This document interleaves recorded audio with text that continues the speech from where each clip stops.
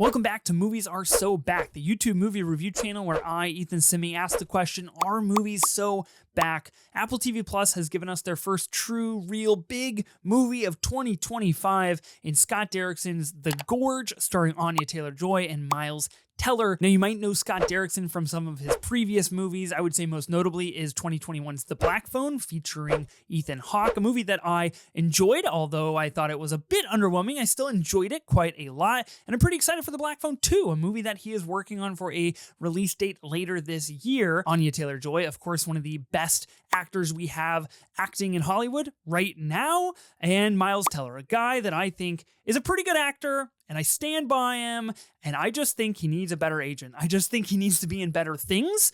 All of these pieces put together make The Gorge a ridiculously, underwhelmingly average film.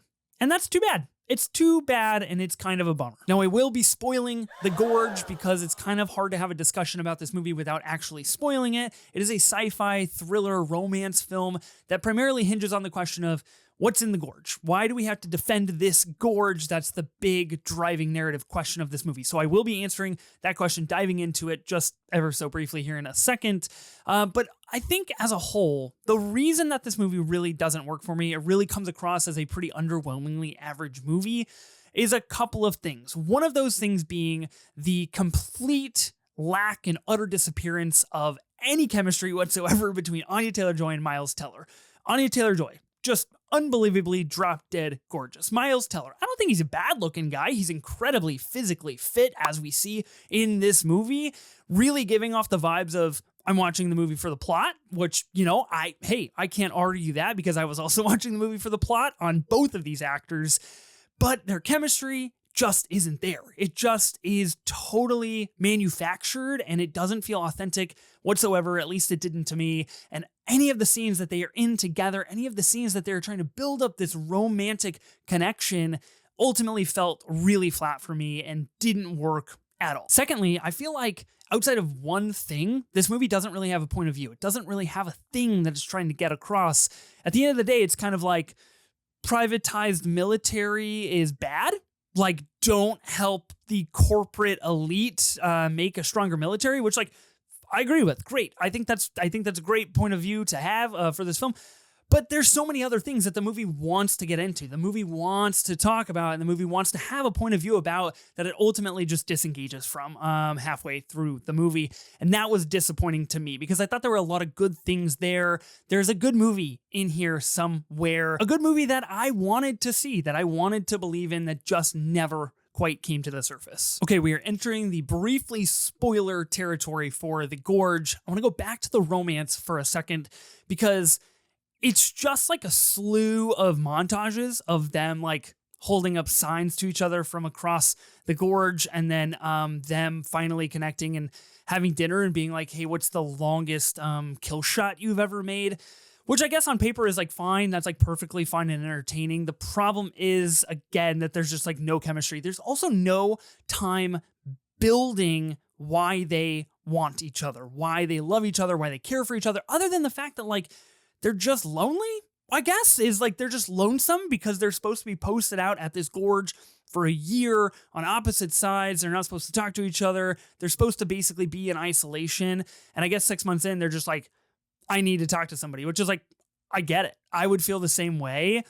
But there's no other time spent being like, I love you because. And I found that a little strange. Speaking of the gorge and what is in the gorge, I actually thought the CGI was not bad. I thought it looked pretty cool. I think the idea of what's at the bottom of the gorge, this idea that there was this town, they were running these experiments and they went bad, and now the gas has seeped in to all of these people, basically infecting them with their environment. I think thematically there's a lot that the movie wants to say there about the juxtaposition and the relationship between humanity and the environment and the progress of science and the historical, I guess, infrastructure that science has created over the last 100 years. I think there's a lot of cool things. And I think the movie abandons those cool things for what it thinks are good action sequences. And I will give it credit. There's a few action sequences that are pretty cool. The car climbing up the wall, pretty cool stuff. but most of the action is just like remarkably average, especially, and I know I don't want to do this, but like I hate to compare it to Furiosa because Anya Taylor-Joy, of course, leading that movie. Like the action in that movie is just a totally different caliber that she is performing than the action in this movie. And that is kind of a bummer. But again, I thought the CGI looked pretty good. I think the idea of the gorge is pretty cool. And I think that, again, there was a good movie here somewhere, and it got lost. I do think this movie would have been pretty cool on the big screen if Apple gave it a true theatrical release. Now, I don't know box office numbers, how it would have done. Probably would have struggled a little bit after the first weekend is my guess, because it is just so average. But 2 movie stars, a sci-fi action romance that came out on Valentine's Day, felt ripe for a big screen theatrical release. Plus, this movie is like action-packed. It is loud. It is dependent on action sequences. That's pretty cool in a theater. And so I'm a little perplexed as to why they didn't go that route. I think that would have been cool. A question that I found myself asking a lot while I was watching this movie, and I never, ever asked myself this question, and it's so strange that it came to me while I was watching this, is would this movie be better as a TV show? Now, I never think that. I'm never like, hey, let's take this movie and expand it ×4 ×5 and make it 8 episodes or 10 episodes. But that's the point that I'm trying to get at here of like, there's something really good at the heart of the gorge that I think is remarkably intriguing and really, really cool and could have really been expanded upon. Now, a TV show could have done that, and I find that interesting. I wonder if Apple made this a television show.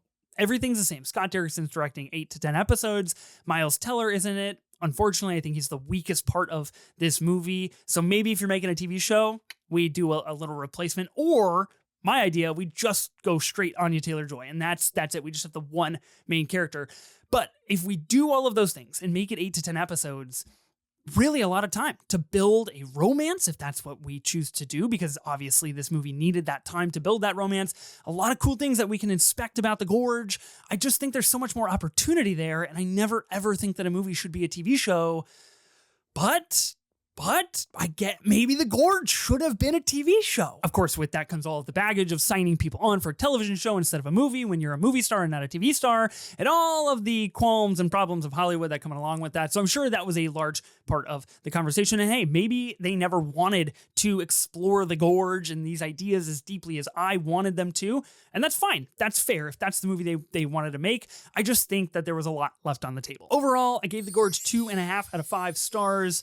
Remarkably average. Disappointingly average, I would say. I wanted to like it a lot more than I did. Miles Teller, extremely weak in this movie. No romantic connection whatsoever with Anya Taylor-Joy. Some of the action was cool, but really underbaked. Just a totally underbaked movie, in my opinion, for the potential that it exhibited, and that was a bummer. Are movies so back?